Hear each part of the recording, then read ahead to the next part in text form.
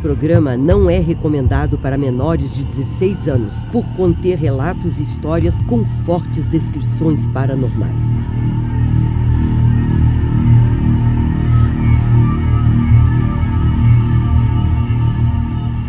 Coloque fones de ouvido, apague a luz ou feche seus olhos para uma melhor experiência imersiva.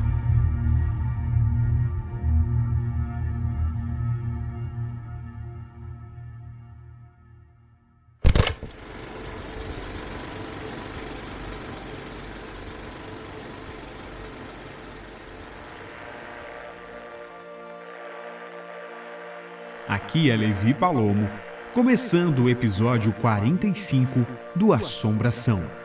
A partir de agora, você já está na sintonia paranormal. Antes de tudo, eu tenho que te dizer, sabe aquela freira do filme?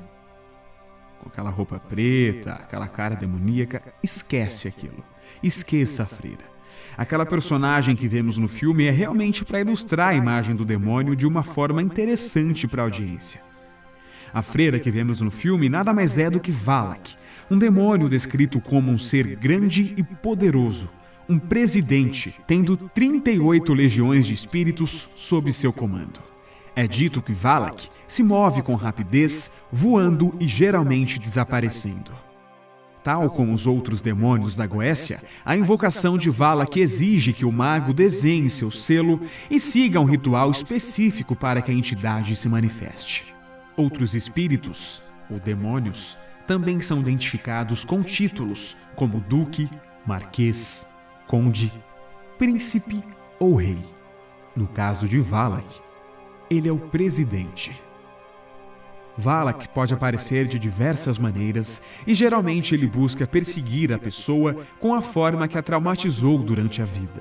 Quem acompanhou a saga Invocação do Mal sabe muito bem que Lorraine Warren passou por alguns traumas com figuras religiosas, justificando a escolha de uma freira para representar o demônio no filme campeão de bilheteria. Investigações de Ed e Lorraine Warren. Episódio 10. Esse é o Assombração.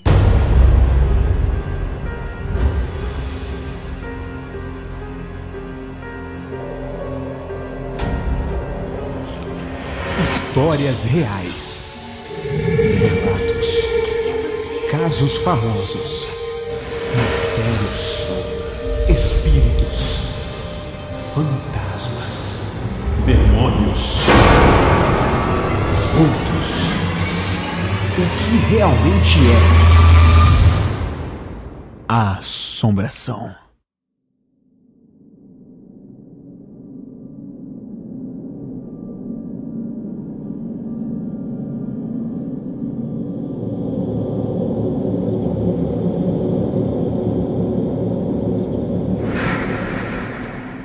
Para entender a história de A Freira, ou melhor, do demônio Valak, precisamos voltar a milhões de anos, na época em que aconteceram algumas das coisas que lemos em um dos livros mais vendidos do mundo até os dias de hoje, a Bíblia. Eu tenho certeza que alguma vez na sua vida você já leu sobre ou já ouviu falar no nome do rei Salomão, que é citado no Antigo Testamento, certo? Pois bem, Salomão, filho de Davi, foi o rei de Israel e governou durante cerca de 40 anos. Segundo algumas cronologias bíblicas, de 966 a 926 a.C. É descrito na Bíblia como um monarca que promoveu um reinado duradouro e muito próspero, marcado, entre outras coisas, pela construção do Templo de Jerusalém. O nome Salomão deriva da palavra Shalom, muito dita nas igrejas das épocas atuais, que significa paz e também pacífico. O que a Bíblia não diz é que o rei Salomão também era um mago e que parte de seu poder teria origens sobrenaturais.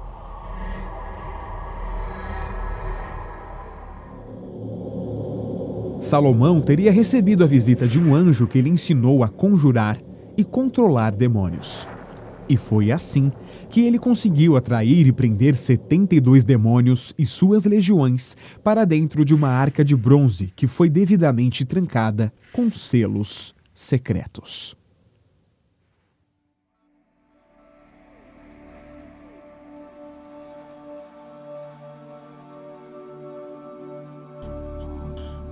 Presos, os demônios passaram a ser domados e escravizados por Salomão. Antes de falecer, ele escreveu um grimório, um livro contendo seus conhecimentos, rituais e feitiços, dando instruções de como convocar os demônios para realizar desejos. Anos mais tarde, um forte incêndio queimou quase todos os papéis que formavam o livro do rei Salomão, sobrando apenas o trecho chamado de Grimório Lemegeton. O manuscrito teria sobrevivido ao incêndio e aos séculos, sendo reescrito no século XVII, dividido em 5 partes e nomeado de A Chave Menor de Salomão.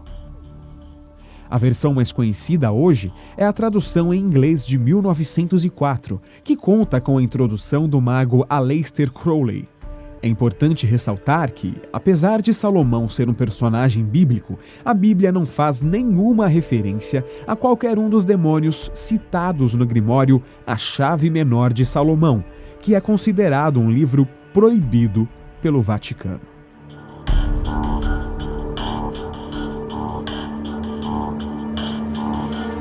Mesmo proibido, ele é um livro ainda muito popular, especialmente na Europa. Fato é que desde que surgiu na Idade Média a primeira versão de A Chave Menor de Salomão, bruxos e feiticeiros têm levado muito a sério as instruções contidas no livro.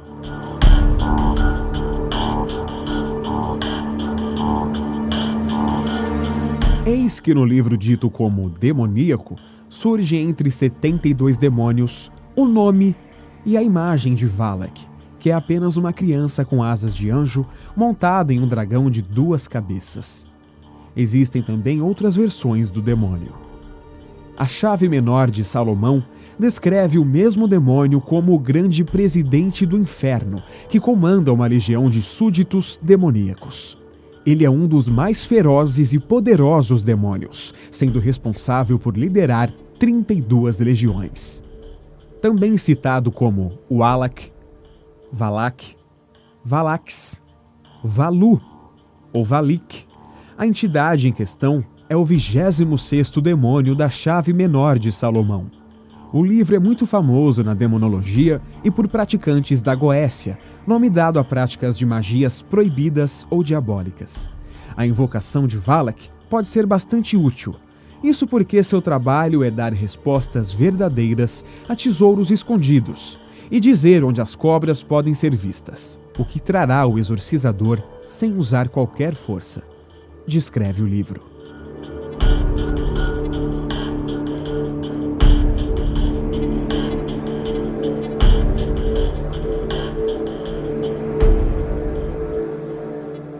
Reza a lenda que a Arca de Salomão, usada para prender os 72 demônios, foi esquecida dentro de uma caverna na Babilônia após o rei Nabucodonosor conquistar e saquear Jerusalém em 587 a.C. Alguns dizem que essa arca teria sido encontrada por leigos que, sem saber do que se tratava, retiraram seu lacre, liberando todos os demônios, menos o 28º, demônio denominado como Belial.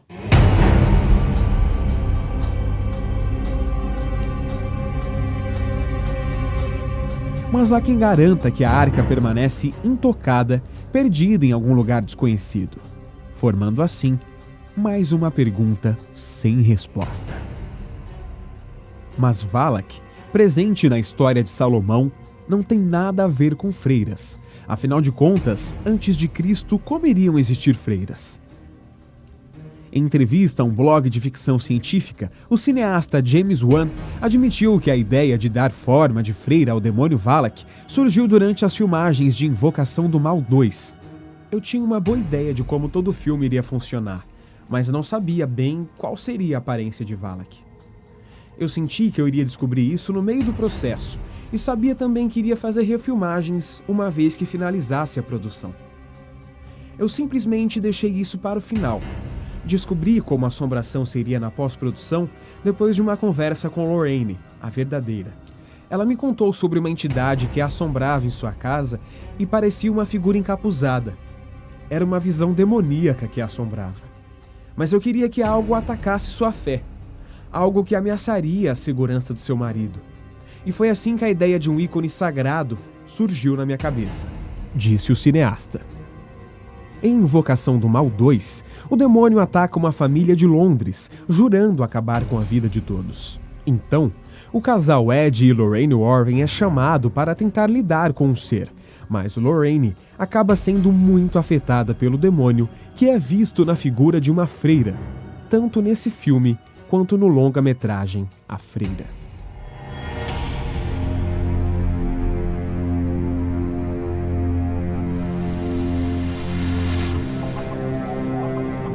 Valak também é descrito em uma situação muito famosa da Bíblia. Alguns acreditam que ele possa ter sido a cobra que envenenou Eva no Jardim do Éden, no paraíso. Obcecado pelo pecado e pela desobediência, o demônio foi o responsável pela tentação de Adão e Eva. Não é à toa que, em determinado momento do filme, Lorraine chama Valak de Marquês das Serpentes. Seu nome me dá poder sobre você, demônio! E eu sei qual é o seu nome! Você é Valak! O corruptor! O profano! Marquês das Serpentes! Em nome do Pai, do Filho e do Espírito Santo, eu condeno de volta ao inferno!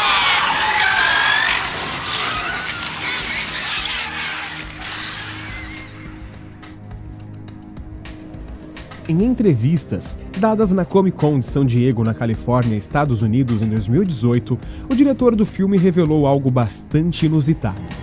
Antes de as filmagens terem início, a produção realmente recebeu um padre para que todos fossem devidamente abençoados. Nós realmente tivemos um padre romeno real abençoando o set. A cerimônia acabou com ele jogando água benta pelo lugar, afirmou o diretor do filme, lembrando inclusive que recebeu um jato de água benta diretamente em seu rosto. Para Thaisa Farmiga, estrela do filme e filha de Vera Farmiga, que interpreta Lorraine nos filmes de Invocação do Mal, chamar o padre ao local foi totalmente necessário. Nós não íamos pular nenhuma medida de proteção, afirmou descontraída. Existe ainda a grande possibilidade de acontecer uma sequência para o filme A Freira, que foi anunciado em 2019. Mas até agora, nada.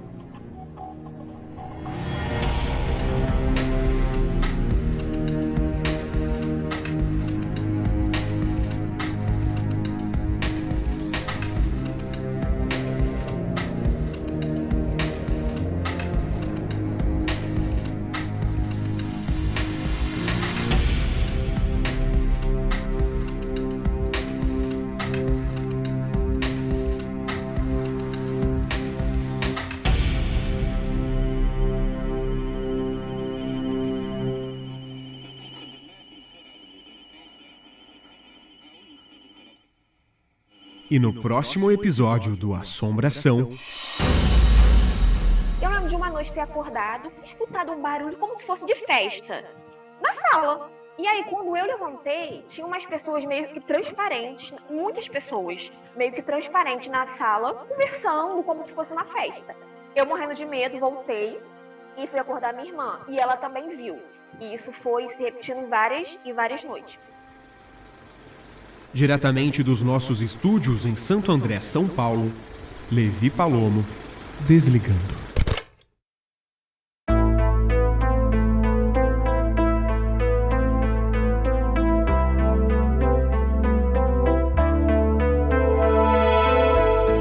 O Assombração é um programa apresentado, produzido, editado e criado por Levi Palomo.